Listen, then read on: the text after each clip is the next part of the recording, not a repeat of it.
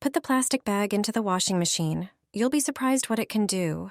A simple disposable plastic bag will make your clothes cleaner after being taken out of the washing machine. How is this possible? Clothes carry dust, dirt, and hair. During washing, these contaminants often settle around the seal of the washing machine. That's why there are various dust and hair residues underneath it.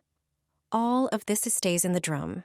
Then these contaminants mix with the clothes in the next wash.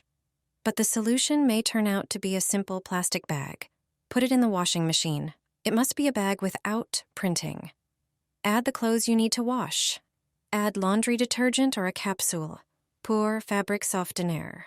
Set the program to a temperature not higher than 40 degrees and start the washing. What will happen? There will certainly be more foam than usual.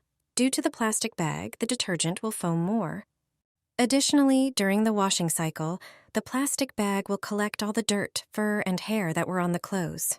When the washing machine finishes washing, open it and take out the laundry in the plastic bag. I'll show you that there is fine dust and hair on it. And I only washed one blouse. The blouse is clean, the washing machine too, and the residues were either rinsed away with water or removed from the plastic bag.